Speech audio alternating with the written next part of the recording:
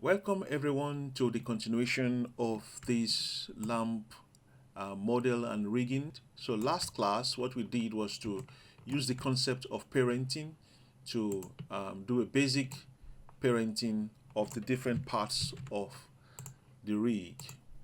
Alright, so the best way to rig or add joints is to go to the side view, and because you want to make sure that the joints are centered in the right place.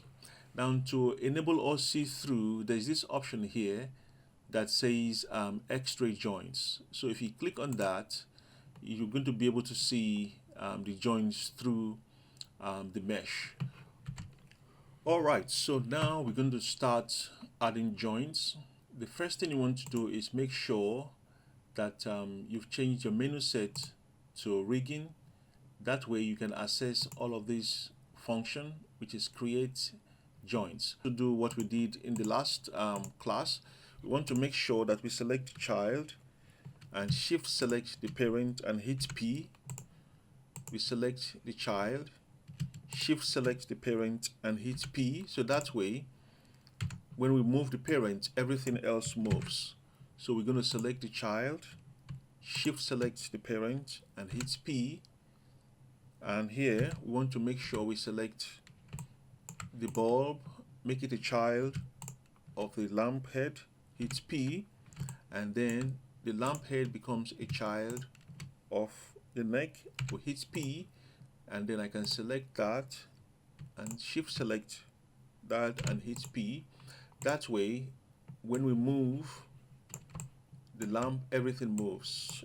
Okay, now the next thing we want to do is go back to the side view so that we can create the joints. Remember I said you have to activate the rigging menu set so that we can see all of the options here. So we're going to go to skeleton, which is a sub menu here, and there's this option that says create joint.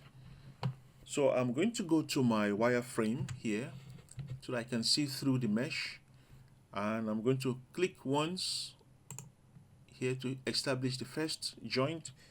If I hold down shift, I can constrain the next joint so that it is straight. All right, and same thing here. I'm going to zoom in. I'm going to hold down shift to get a straight joint.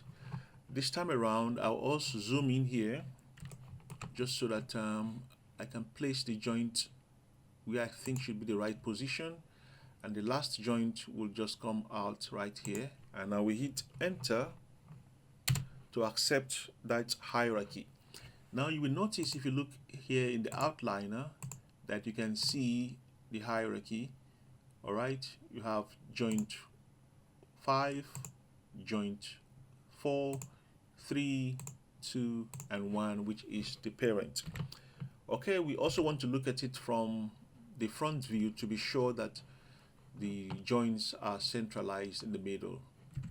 So now, yeah, all looks good. Remember, you can toggle visibility of see-through in terms of seeing the mesh and the joint here. You can also come to shading and activate X-ray joints. If it's unchecked, you won't see the joint through the mesh. So you can always check it here, or you go to shading and X-ray joints. Now the next thing we are going to do is make sure that the joints becomes the parent of the mesh. So the joint is going to control the mesh, because remember in my last class I said it's not always advisable to animate the mesh. You want to make sure that it's controlled by either the joints or a controller. And talking about controllers, animation controllers, we're going to get to that in the next class. But for now, let's hook up the mesh to the joints. Okay, so I'm going to select the child. I will shift select the parent, and I will hit P. So that way, when I move the parent, I should be able to move everything. So the mesh becomes a child of the joint.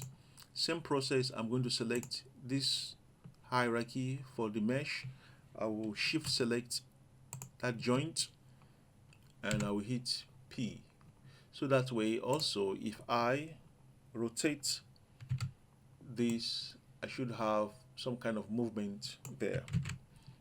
Okay, next I'm going to select this mesh here, hierarchy, and I'll zoom in, I'll hold down shift and select that joint, and I'll hit P.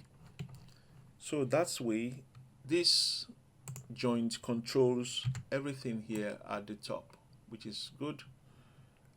All right, I'll notice just now that I should have adjusted the pivot point there, but I can live with that for now. Then I'm going to select this one, and I'll zoom in and make sure I select the joint that controls that upper part. Now we hit P.